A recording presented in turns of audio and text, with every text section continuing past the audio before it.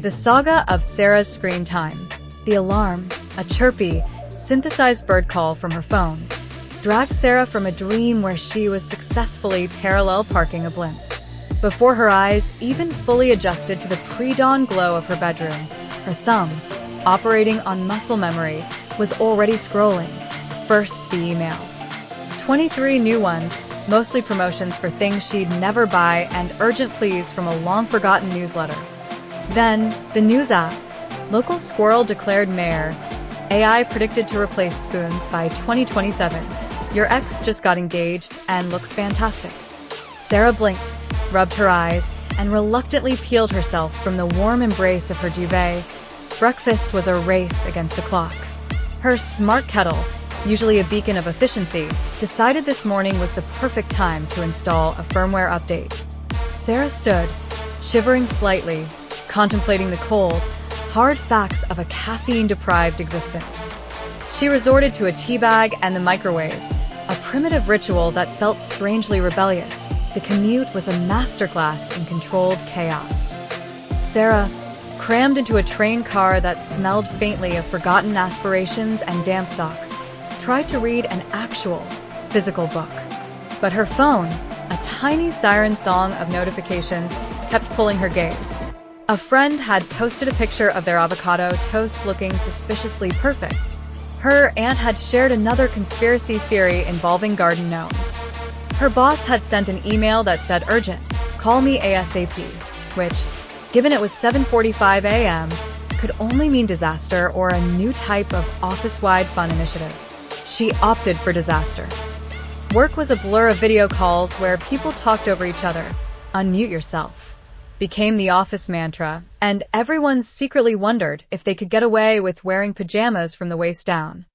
Sarah multitasked with the practiced grace of a seasoned juggler, responding to emails, drafting reports, and simultaneously trying to discern if the distorted face on her screen was her colleague, Brenda, or a pixelated gargoyle.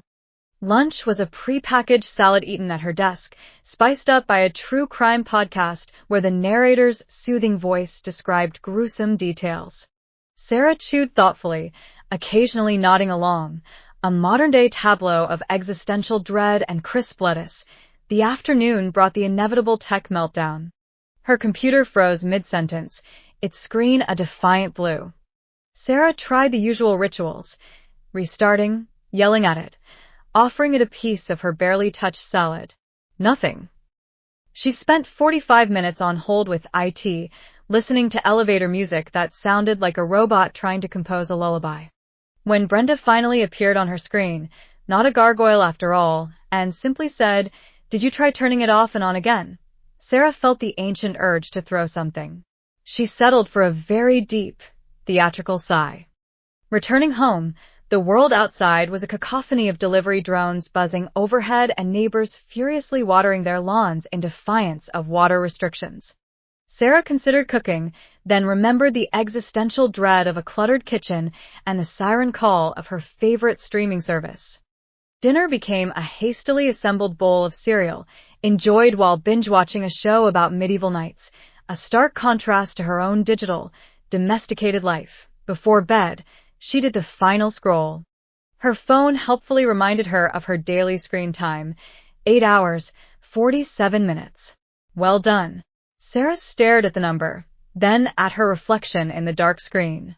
Her eyes felt gritty, her brain a little fuzzy, but she couldn't deny the strange comfort of being perpetually connected, perpetually informed, perpetually on.